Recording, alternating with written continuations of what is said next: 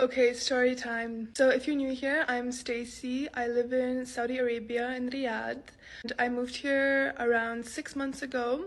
Before I moved, I was getting a lot of info from my European friends, my North American friends, that Saudis are not super kind.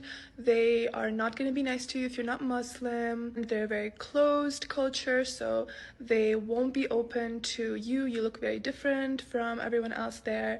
You're not going to have a nice experience. So obviously when I was coming here, I was very concerned because I didn't know anyone when I came. I came here for work. But during my stay here so far, I've had the best experiences with Saudi people. Like, I'm telling you, these are some amazing people. So there are many instances that I can tell you about, but I'll tell you about what happened 2 weeks ago when I came back to Saudi from vacation. I was having a 12-hour flight. I was very tired. I was a bit sick as well. So I got an Uber from the airport. He drove me home. And this man was around 40 years old. He barely spoke English, but just like the rest of the taxi drivers, Uber drivers here, they always try to be very kind. They try to say some English words like welcome, how are you, where are you from? So very, very sweet people. He dropped me off. He obviously helped me with my bags, which, side note, is very rare in France, where I used to live. Taxi drivers would just kind of stay in the car while you would struggle with the bags, which is crazy to me because should not happen. Helped me with the bags, and he went back into his car. He told me, do you need help bringing it into your house? Because I have like 3 little stairs going up to the door that is closed usually, and you have to open it with a code. And I live in like a 2-floor apartment in an apartment complex, very small complex with like maybe 6 more apartments, and it's all on ground level. So I open the first door and then I go into the complex, and then I have to go up like maybe 3 more steps up to my apartment, and that's it. So I told him, no worries, like I got this, don't worry, go, like you can leave, it's very late. It was like 1 a.m. Goes back to his car, he leaves. I take my 2 huge suitcases up those 3 stairs, and I'm trying to open the door with the code. And guys, it's not working. I try once, I try twice, I try 3 times, I try 4 times.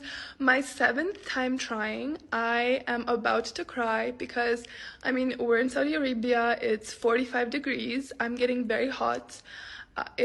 No one is around, it's late, and everyone is sleeping in my apartment complex, so no one is able to help me, and like the code is not working. So my like 8th time trying the code, I hear behind me a car pull up, and I turn around and I see the Uber driver. He gets out and he's like, listen, lady, like he keeps his distance because Saudis are very, big on privacy, big on distance. They really respect your boundaries and your space, especially as a woman. And he's like, listen, lady, you have to look, the door is actually open. It's not working your code because the door is open. Just open it, push. And obviously he was saying all of this like in a mix of Arabic and English. He was like showing, gesticulating. And I look and the door is literally like this much open, right? And the light is on, meaning like the door is open and the code won't work. I was so tired that I did not see this. And I swear I wouldn't even have looked because I was just in this, post-flight, feeling bad. It was just not a good situation for me. But I realized that this man, he got back into his Uber and he was circling around, making sure that I would get home okay. He was staying there and like driving around to see if I got in or not. When he saw that I was having trouble, he stopped and he helped me out. And he took all my bags to my house, and like he left it in the middle of the complex because like, don't worry, I'm not gonna know where you live. Like I'm going, bye, I'll get home safe. And he asked me, you know the code to your house? And I'm like, yes, I know the code to my house. And I almost cried. Like the sheer, consideration of this person who doesn't know me at all, doesn't know my language. We're very different. We look very different.